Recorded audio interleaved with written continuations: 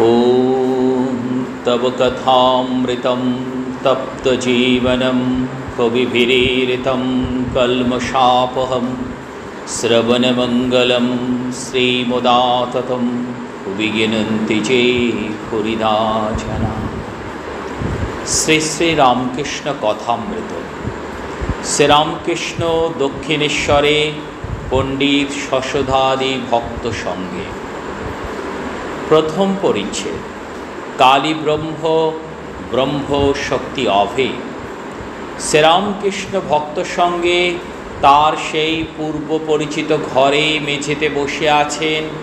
কাছে পণ্ডিত শশধর, মেঝেতে মাদুর পাতা, তাহার উপর ঠাকুর, পণ্ডিত শশধর এবং কয়েকটি ভক্ত বসে আছেন। কতকগুলি ভক্ত মাটির উপরেই বসে আছেন। সুরেন্দ্র, বাবুরাম, মাস্টার, হরিশ, লাটু, হাজরা, মণিমল্লিক প্রভৃতি ভক্তেরা উপস্থিত আছেন। ঠাকুর পণ্ডিত পদ্মলোচনের কথা কইতেছেন। পদ্মলোচন বর্ধমানের রাজার সভাপণ্ডিত ছিলেন। বেলা অপরাহ্ন প্রায় 4টা। আজ সোমবার 30শে জুন 1884 খ্রিস্টাব্দ। 6 দিন হইল শ্রী শ্রী রথযাত্রার দিবসে পণ্ডিত শশধরের সহিত ঠাকুরের কলিকাতা দেখা আলাপ হইয়াছিল। আজ আবার পণ্ডিত আসিয়াছেন, সঙ্গে শ্রীযুক্ত ভূধর চট্টোপাধ্যায় ও তার জ্যেষ্ঠ সহোদর। কলিকাতায় তাহাদের বাড়িতে পণ্ডিত শশধর আছেন। পণ্ডিত জ্ঞানমার্গের পন্থী। ঠাকুর তাহাকে বুঝাইতেছেন, যাহারে নিত্য তাহারে লীলা। যিনি অখণ্ড সচ্চিদানন্দ, তিনি লীলার জন্য নানা রূপ ধরিয়াছেন। ঈশ্বরের কথা বলিতে বলিতে ঠাকুর বেহুশ হইতেছেন, ভাবে মাতোহারা হইয়া কথা কইতেছেন। পণ্ডিতকে বলিতেছেন, বাপু, ব্রহ্ম অটল অচল সুমরিবর, কিন্তু অচল যার আছে তার চলও আছে। ঠাকুর প্রেমানন্দে মত্ত হইয়াছেন। সেই গন্ধর্ব বিনিন্দিত কণ্ঠে গান গাইতেছেন, গানের পর গান গাইতেছেন। কে জানে কালী কেমন, ষোড় দর্শনে না পায় দর্শন।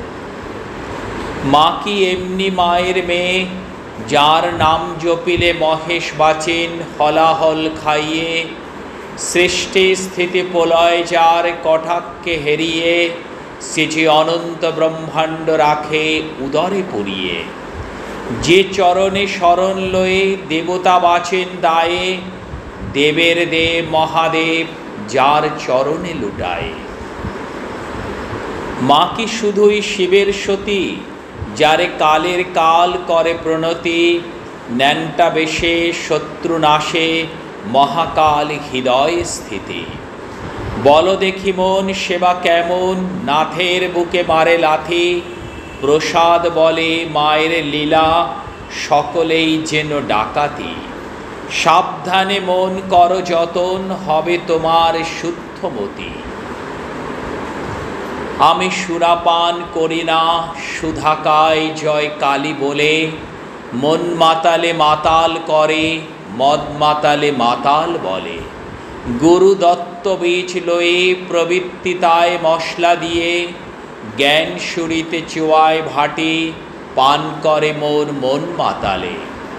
মূল মন্ত্র যন্ত্র ভরা, শোধন করি বলে তারা। প্রসাদ বলে এমন সুরা, খেলে চতুর্বর্গ মেলে। শ্যামাধন কি সবাই পায়, অবোধ মন বোঝে না কি একই দায়। শিবেরই অসাধ্য সাধন, মন মজালো রাঙা পায়। ঠাকুরের ভাবাবস্থা একটু কম পড়িয়াছে। তার গান থামিল, একটু চুপ করিয়া আছেন। ছোট খাটটিতে গিয়া বসে আছেন। পণ্ডিত গান শুনিয়া মোহিত হইয়াছেন। তিনি অতি বিনীতভাবে ঠাকুরকে বলিতেছেন, আবার গান হবে কি? ঠাকুর একটু পরে আবার গান গাইতেছেন। শ্যামাপদ আকাশেতে মন ঘুড়ি খান উড়িতেছিল, কলুষের কুবাতাস পেয়ে গুপ্তা খেয়ে পড়ে গেল। এবার আমি ভালো ভেবেছি, ভালো ভাবির কাছে ভাব শিখেছি, যে দেশে রজনী নাই সেই দেশের এক লোক পেয়েছি। আমি কিবা দিবা কিবা সন্ধ্যা, সন্ধ্যারে বন্দা করেছি। অভয় প্রদীপান সপেছি, আর কি জমের ভয় রেখেছি। কালী নাম মহামন্ত্র আত্মশির শিখায় বেঁধেছি। আমি দেখো বেচে ভবের হাটে দুর্গা নাম কিনে এনেছি। দুর্গা নাম কিনে এনেছি, এই কথা শুনিয়া পণ্ডিত অশ্ববাড়ি বিসর্জন করিতেছেন। ঠাকুর আবার গাইতেছেন, কালী নাম কল্পতরু হৃদয়ে রোপণ করেছি। এবার সমন এলে হৃদয় খুলে দেখাবো, তাই বসে আছি। দেহের মধ্যে ছজন কুজন, তাদের ঘরে দূর করেছি। রামপ্রসাদ বলে দুর্গা বলে যাত্রা করে বসে আছি। আপনাতে আপনি থেকো মন, যেও নাকো কারো ঘরে। যা চাবি তাই বসে পাবি, ওরে খোঁজ নিজ অন্তপুরে। ঠাকুর গান গাহিয়া বলিতেছেন, মুক্তি অপেক্ষা ভক্তি বড়। আমি মুক্তি দিতে কাতর নই, শুদ্ধা ভক্তি দিতে কাতর হই গো। আমার ভক্তি যেবা পায় সে যে সেবা পায়, তারে কেবা পায় সে যে তিলক জয়ী। শুদ্ধা ভক্তি এক আছে বৃন্দাবনে, গোপ গোপী ভিন্ন অন্যে নাহি জানে।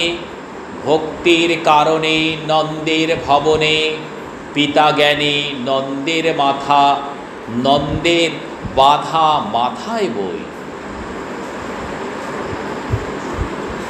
শাস্ত্রপাঠ পাণ্ডিত্য মিথ্যা, তপস্যা চাই বিজ্ঞানী।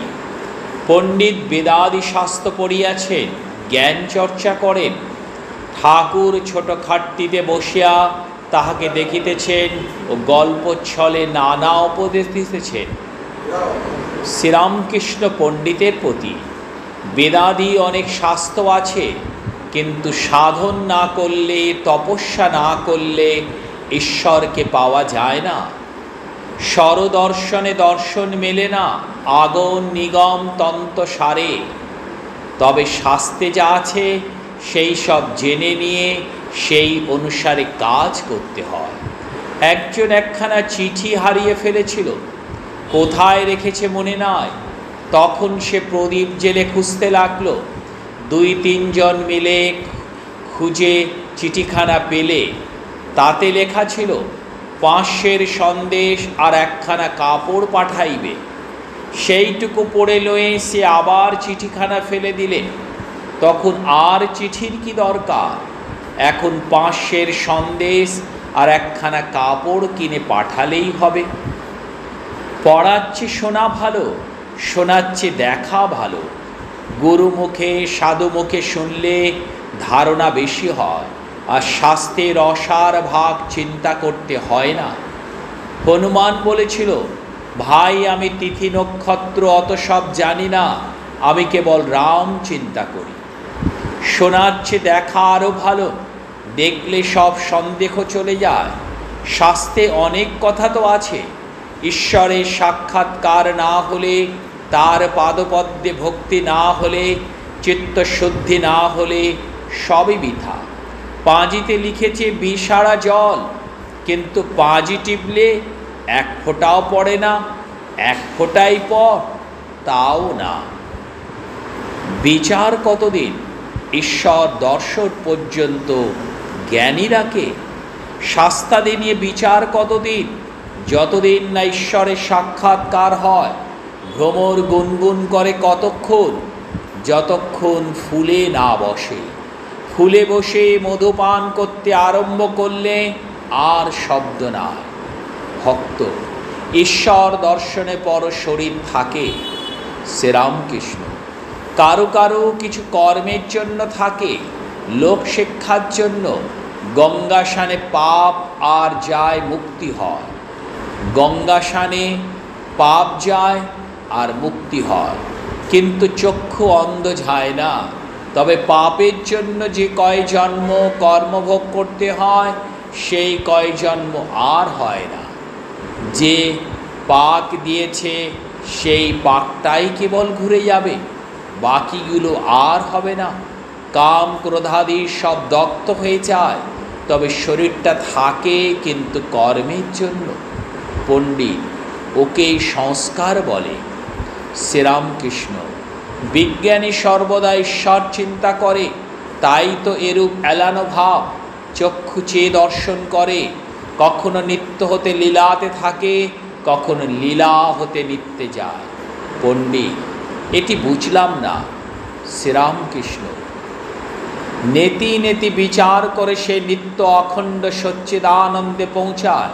তারাই বিচার করে তিনি জীব নয়, জগৎ নয়, চতুর্বিংশতি তথ্য নয়। নিত্যে পৌঁছে আবার দেখে তিনি সেই সব হয়েছে, জীব জগৎ চতুর্বিংশতি তথ্য। দুধকে দই পেতে মন্থন করে মাখন তুলতে হয়, কিন্তু মাখন তোলা হলে দেখে যে ঘোলেরই মাখন, মাখনেরই ঘোল, ঘোলেরই মাছ, মাছেরই গোল। যেমনি আমরা অনেক উঁচুতলা বাড়িতে উঠব, চুন সুরকি সিমেন্ট বালু সব দিয়েই বাড়ি তৈরি, কিন্তু বাড়ির একটা সিঁড়িতে প্রথম পা দিয়েই মনে করি সব তো এক, আর ওপরে উঠে লাভ কী? তাহলে আমরা কিন্তু সেই ভগবানকে দর্শন অনুভব করতে পারবো না। সাবধানে সিঁড়ি বেয়ে বেয়ে আমাদের উঁচুতে উঠতে হবে। যখন উঠে যাব তখন দেখব হ্যাঁ সিঁড়ি চুন সুরকি তৈরি, কিন্তু ওপরে পৌঁছে গেছি সেই একই, তখন বোধ আসবে। তার আগে নীতি নীতি করে এই সিঁড়ি টানা ছাদে উঠে গেলে অনেক ওপরে, তখন চারিদিকে প্রাকৃতিক সৌন্দর্য দেখা যাবে, আরও যেন মনটা হাওয়া আলো বাতাস পাবো, যেন ভগবানের কাছে পৌঁছে গেছি। আর সেইটা উদাহরণ দিচ্ছেন ঠাকুর একটা ভাবের জন্য। একই দুধ থেকে সব তৈরি হচ্ছে, কিন্তু প্রথমেই যদি সেই দুধের তৈরি বলি তাহলে আর আমাদের মাখন খাওয়া হবে না। পণ্ডিত শশধরের প্রতি সহাস্যে বুঝলে এই বোঝা বড় শক্ত। শ্রীরামকৃষ্ণ মাখন হয়েছে তো ঘোলও হয়েছে। মাখনকে ভাবতে গেলেই সঙ্গে সঙ্গে ঘোলকে ভাবতে হয়, কেননা ঘোল না থাকলে মাখন হয় না। তাই নিত্যকে মানতে গেলে লীলাকে মানতে হয়। অনুলোম বিলোম সাকার নিরাকার সাক্ষাৎকারের পর এই অবস্থা। সাকার চিন্ময় রূপ, নিরাকার অখণ্ড সচ্চিদানন্দ, তিনিই সব হয়েছেন। তাই বিজ্ঞানীর এই সংসার মজার কুঠি, জ্ঞানীর পক্ষেই সংসার ধোকার টাটি। রামপ্রসাদ ধোকার টাটি বলেছিল, তাই একজন জবাব দিয়েছিল, এই সংসার মজা কুটি, আমি খাই দাই আর মজা লুটি। ওরে বদ্যি নাহিক বুদ্ধি, বুঝিস কেবল মোটামুটি, জনক রাজা মহাতেজা, তার কিসের ছিল ত্রুটি? সে এদিক ওদিক দুদিক রেখে খেয়েছিল দুধের ভাটি। কিন্তু এটি হতে গেলে অনেক তপস্যা করে তবে খাওয়া যায়। সংসারে আছি, দুঃখ জ্বালা যন্ত্রণার মধ্যে আছে, অথচ বুঝতে হবে আমার দুঃখ জ্বালনা আমার কিছু না, আমি সেই ভগবানের স্বরূপ, আমি আত্মা পরমাত্মার অংশ। এইটি খুব উচ্চ অধিকারী ভক্ত, যারা ভগবানেতে বিভোর হয়ে থাকে তারাই সহ্য করতে পারে। এরকম সাধকদের জীবনে তবে এগুলি এসছে। প্রথম থেকেই কেউ যদি বলে মনে করে মজার কুটি, খাই দাই মজা লুটি, তাহলে কিন্তু ভুল হয়ে যাবে। বিজ্ঞানী ঈশ্বরের আনন্দে বিশেষ রূপে সম্ভব করেছে। কেউ দুধ শুনেছে, কেউ দেখেছে, কেউ খেয়েছে। বিজ্ঞানী দুধ খেয়েছে আর খেয়ে আনন্দ লাভ করেছে ও হৃষ্টপুষ্ট হয়েছে। তবে একটি আছে ঈশ্বরকে দর্শনের পরও কথা বলতে পারে, সে কথা কেবল ঈশ্বরের আনন্দের কথা। যেমন মাতালে জয় কালী বলা, আর ভ্রমর ফুলে বসে মধুপান করার পর আদাত স্বরে গুনগুন করা। বিজ্ঞানী নাম করিয়া ঠাকুর বুঝে নিজের অবস্থা ইঙ্গিতে বলিতেছে। জ্ঞানী নেতি নেতি বিচার করে এই বিচার করতে করতে যেখানে আনন্দ পায় সেই ব্রহ্মানন্দ। জ্ঞানীর স্বভাব কিরূপ? জ্ঞানী আইন অনুসারে চলে।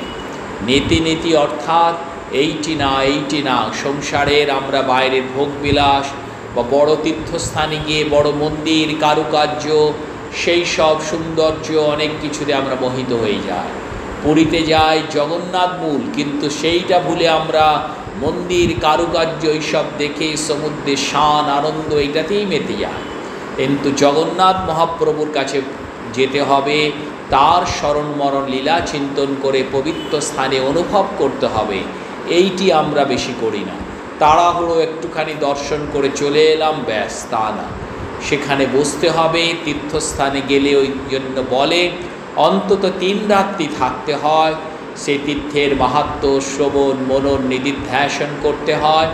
সেইভাবে ভোরবেলা থেকে সকাল সন্ধে যখন যা পুজো হবে শয়ন পর্যন্ত থাকতে হয়। তবে সেই ভাবটা নিয়ে ফিরে আসলে সে আনন্দ অনুভব করা যায়। ওম নিরঞ্জনং নিত্যং অনন্তরূপম ভক্তানুকম্পাধৃতবিগ্রহং বৈ ঈশাবতারং পরমেশ্বমিত্যং তং রামকৃষ্ণং শিরসা নমামি।